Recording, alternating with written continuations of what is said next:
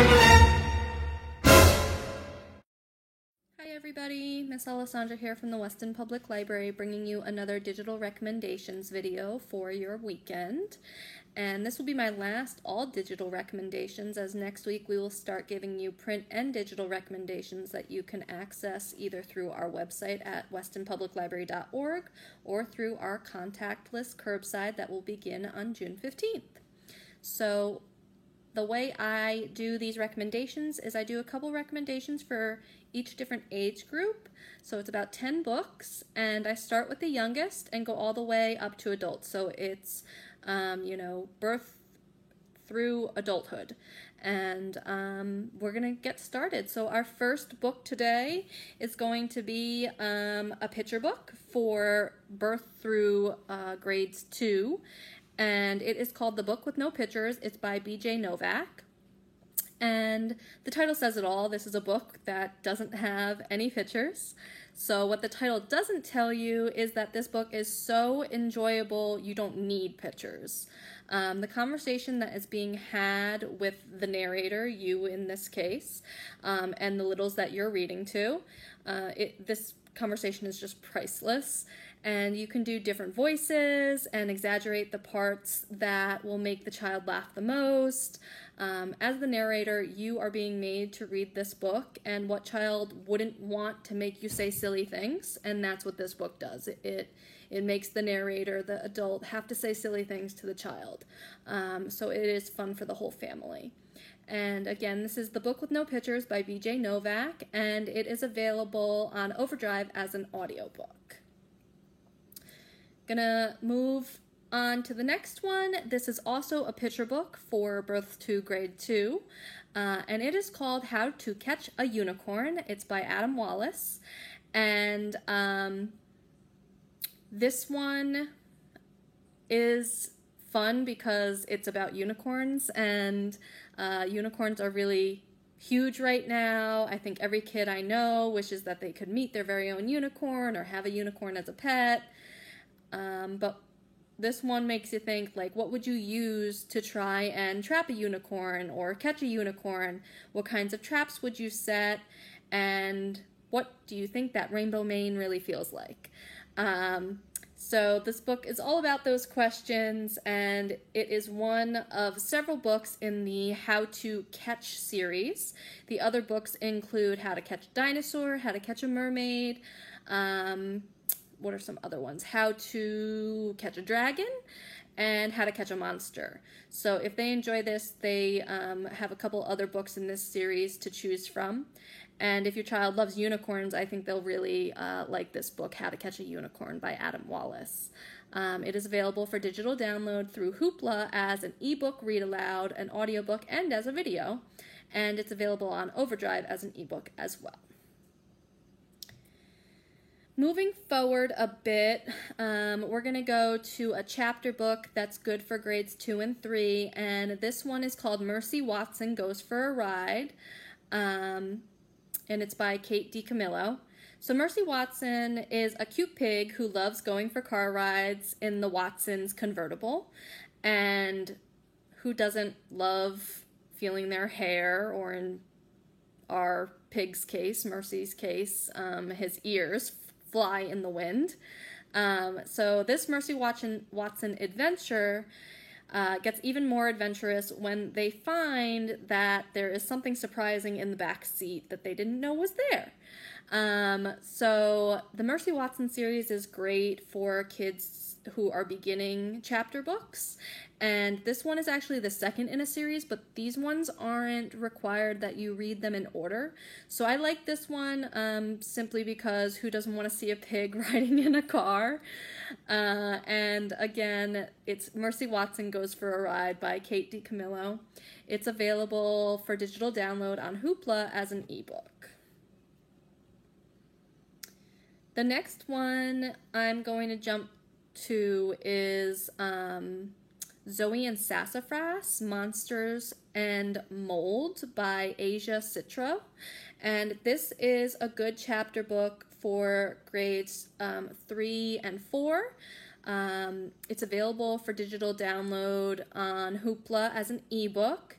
And it's a great read aloud too. So even if they're not in grade 3 where they're reading chapter books by themselves, you can read with them and you'll have fun reading it. So last year, Hurlbut students actually read the first in the Zoe and Sassafras series, and that one was Dragons and Marshmallows. And it was their one book, one school read. And that's when I fell in love with this series. It's a little bit of a fantasy mixed in with a little bit of science and a lot of adventure, with a whole bunch of fun characters. This is book 2 in the series, and Hoopla actually has all books in the series available. So if you liked the first one and you want to continue, the next one is Zoe and Sassafras, Monsters and Mold, and you can get that on Hoopla. Moving forward, we're going to talk about a graphic novel, and this one is The Babysitter's Club, Christie's Great Idea by Anne M. Martin and Raina Teljamir. So this obviously is a graphic novel adaptation of the original Babysitter's Club series. I grew up reading the Babysitter's Club books, and when they started adapting them to graphic novels, I wasn't really sure what to think, but after reading them, I highly recommend them to anyone who liked the original series, or anyone looking for a good graphic novel adaptation, or just a good graphic novel in general. Though there aren't that many of the original Babysitter's Club books converted yet to graphic novels. I think there's about only 7, and we all know Babysitter's Club went on for tons of years, and there's lots and lots of books. These are really enjoyable. They're going to probably continue to make more of these graphic novel adaptations of them. And it is a really good adaptation of the actual Babysitter's Club novels, and Raina does a really great a great job of the illustrations in this book. So I think the stories still click with the original content, and the illustrations are a lot of fun for our readers as well. So again, this is the Babysitter's Club. It's good for grades 5 to 8, and it's available for digital download on Overdrive as an ebook. The next book is called The Pants Project, and this is by Kat Clark. I would recommend this for our middle school grades 6 to 8. So this is an LGBTQIA plus positive story. It features a transgender main character, a character that is unafraid to challenge bias and accept and celebrate his own identity. It's a story that celebrates differences and will inspire young readers to do the same. A little bit about the character in the story. Liv may look like a girl, but inside he is a boy. When faced with the gender construct at school that girls must wear skirts while boys can wear pants, Liv decides that he has to do something to feel like himself. And he makes some big strides to change things both at his school and in his life.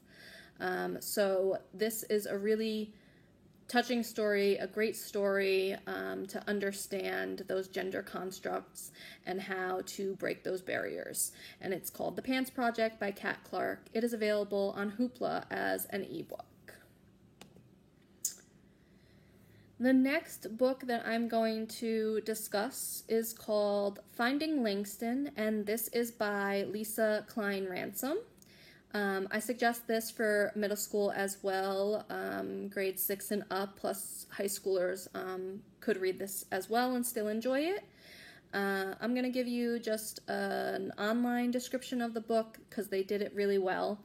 When 11-year-old Langston's mother dies in 1946, he and his father leave rural Alabama for Chicago's Brown Belt as part of what came to be known as the Great Migration.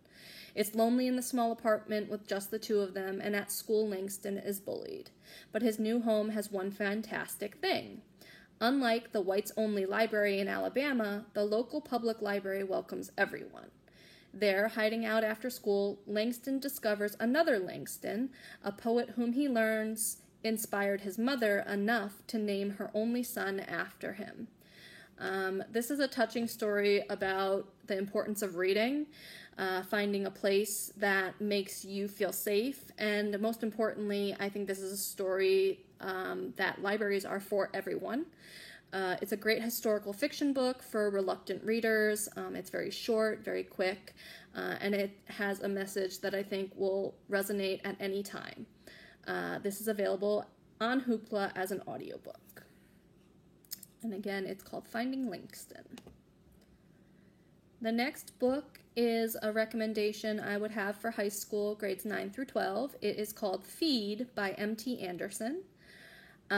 This book is about identity crises, consumerism, and star-crossed teenage love in a futuristic society where people connect to the internet via feeds implanted in their brains. That is the short description that you will find online of this book. I absolutely love this book. This is one of my favorite science fiction books for teenagers. In a world where we are so consumed by technology and connected to technology, this book really makes you think about what this means for our society and what it could mean in the future. Of course, this is a dystopian science fiction novel, but we seem to get closer and closer to the realities of this type of lifestyle every single day. And this book is just very thought-provoking because it makes you wonder, are we ever going to get to that point where this is what life is like? So again, this is called Feed by M.T. Anderson. It is available on Hoopla as an ebook, on Overdrive as an ebook, and on RB Digital as an audiobook. Finally, I'm going to give a recommendation for an adult read, and this one is The Last Time I Saw You by Elizabeth Berg. I'm going to just read a quick description of this. It's their 40th high school reunion, and to each of the men and women in this novel, that means something different. As these long-ago classmates meet up over the course of a weekend, they discover things that will affect the rest of their lives. Desires and personalities from their youth reemerge, and new discoveries are made. So much has happened to them all, and so much can still happen. Some will confront words they left unsaid. Some will realize they have been holding on to feelings for far too long, and others will realize that people change. I really enjoyed this story. It's a beautiful novel where the author weaves together all of these different characters' lives and thoughts, and the stories of the roads taken and the roads not taken, the choices that were made and the opportunities that were missed, and also gives the possibility of second chances. When you don't see somebody for years, you may have this preconception of them from long ago of who they were, and that might not be who they are anymore. And I think this book really shows that even though you may have known somebody years ago in your life, that's a past life, and giving people a second chance, or even giving yourself a second chance to be somebody different, is really important.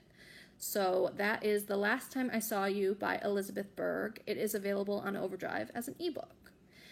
And with that, I am going to end our digital recommendations for this week, and I'll see you next week with print and digital recommendations. Thanks for watching.